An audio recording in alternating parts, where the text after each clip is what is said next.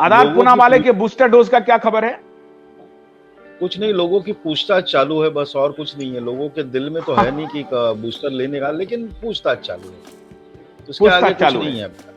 बस कब लेनी है, कब नहीं लेनी है, ये सब जानकारी ले रहे हैं यहाँ वहाँ से वगैरह।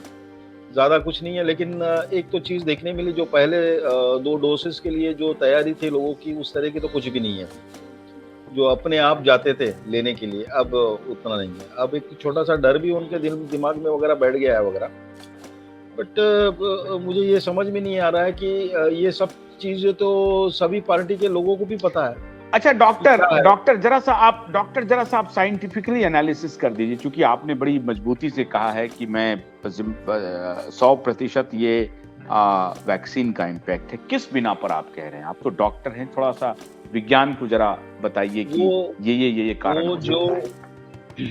ये जिस तरह के केसेस प्रेजेंट कर रहे हैं अभी, ये ऐसी बात नहीं है कि ये पॉक्स का वगैरह, जो अभी पॉक्स जो शब्द है, वो हाथों पे वगैरह जो फोटोग्राफ्स जो दिखने में मिल गए, हाथों पे जो पस्ट्यूल्स वगैरह जो भी दिख रहे हैं, ये कोई नई बात नहीं है, हम देखते भी आए हैं। और ऐसा भी नहीं, 3-4 महीने पहले भी ऐसे केसेस आ चुके हैं जिनको ये चीज हो चुकी है, लेकिन अब वो उसको बड़ा ब्रांड कर रहे हैं। और ये पॉक्स छोड़ दो, ये तो हर्पीज का ही एक तरीका, वो जो है इनकी इम्यूनिटी प्रकार है। कॉम्प्लेक्स हो गए।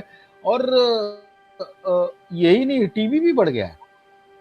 और पानी होना फेफड़ों में वगैरह जो भी है वगैरह, वो पहले कैंसर भी भी था, बढ़ नहीं गया है, कैंसर भी ऐसा बढ़ नहीं गया है। है। कैंसर बढ़ गया है, टीबी बढ़ गया है, पानी का दोनों फेफड़ों में पानी हो रहा है, ये केसेस दिख रहे हैं हमको।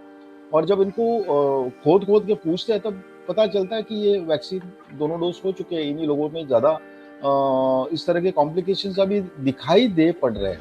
अब ये प्रूव कौन करेगा किसकी वजह से क्या हो गया? ये तो जिन्होंने वैक्सीन दिया उन्होंने ये डॉक्यूमेंट करना जरूरी है।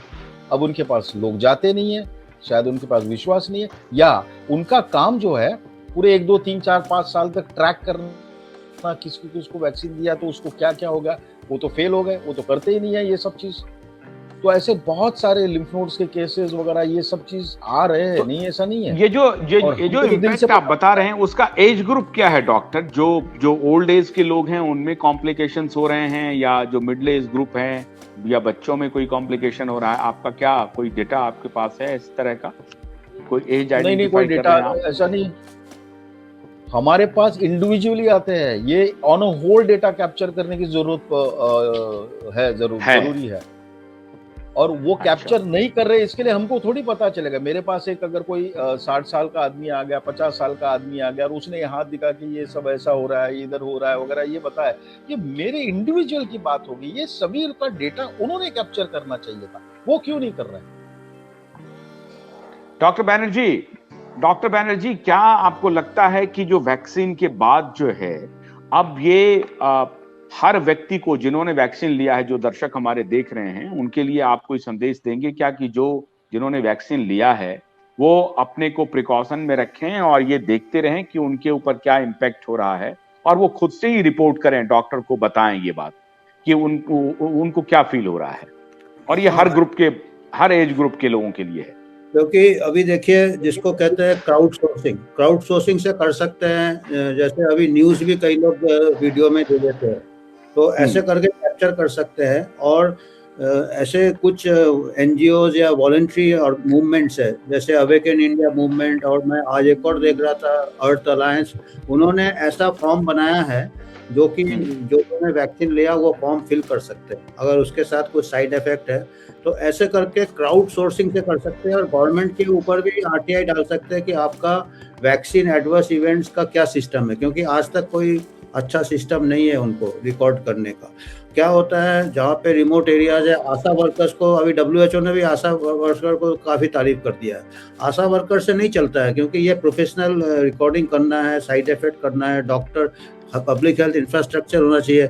ऐसे पैमाने में आप वैक्सीनेशन रोल आउट कर रहे हो, मास वैक्सीनेशन रोल आउट, तो उसको मॉनिटर करने का, साइड इफेक्ट मॉनिटर करने का आपके पास अगर साधन नहीं है, तो ये मेडिकल नेग्लिजेंस या पब्लिक हेल्थ नेग्लिजेंस में आना चाहिए।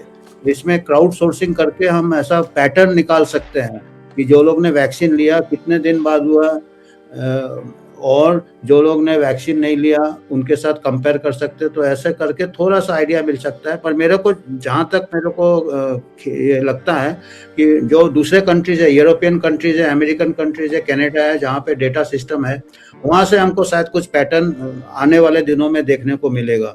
क्योंकि अलग अलग, जैसे अफ्रीका में पहले केसेस इतने होते थे, अभी उसी इसमें केसेस यूरोप में हो रहे हैं, जो कि एक अननेचुरल फिनोमेना है। हो सकता है population movement of Africa countries poor हो गए हो लॉकडाउन के बाद, माइग्रेशन ज़्यादा बढ़ गया हो, ऐसा भी एक कारण हो सकता है। दूसरा कारण हो सकता है कि ओवरऑल पॉपुलेशन इम्यूनिटी कम हो गया और अंदरूनी इन्फेक्शन रहा हो, जैसे चिकन पॉक्स, इम्यूनिटी कम होने से चिकन पॉक्स हर्पीज जोस्टर करके आता है। तो हो सकता है मंकी पॉक्स और चिकन पॉक्स का भी मैं पेपर पढ़ रहा था, को इन्फेक्शन भी रिकॉर्ड किए गए कुछ सालों पहले, कि जिनको चिकन पॉक्स होता है उनको अंदरूनी मंकी पॉक्स भी होता है। हो सकता है इम्यूनिटी कई वजह से कम हो सकता है वैक्सीन एक वजह हो सकता है। मंकी पॉक्स और चिकन पॉक्स में थोड़ा सा डिफरेंस बता देंगे क्या? डिफरेंस है मंकी पॉक्स में क्या होता है वो? क्योंकि चिकन पॉक्स का जो ये होते हैं रैसेस जो होते हैं वो पानी भरा होता है, जैसे पानी के ड्रॉप्स होते हैं ऐसे होते हैं और सीधा पस्ट्यूल हो जाता है।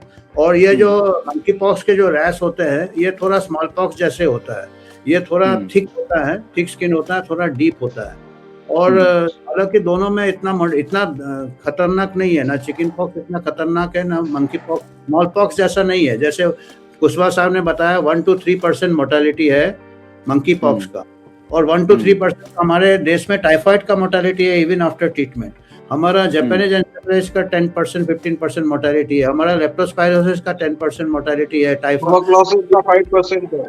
हाँ, तो हमारे यहाँ जितने भी बीमारियां हैं हमको उसका आंकड़े करेंगे तो हम रोज पैंडेमिक अपने देश से निकाल सकते हैं। तो हमको वो रिलेटिव ये डेटा अभी हमको बताना चाहिए। अगर हमारे देश में कोई कहता है कि भाई मंकी पॉक्स का ये करो, तो उनसे पूछना चाहिए कि आप टाइफाइड का सर्वेलेंस करो, लेप्टोस्पायरोसिस का करो, जापानीज एन्सेफेलाइटिस का करो, ये सब करो।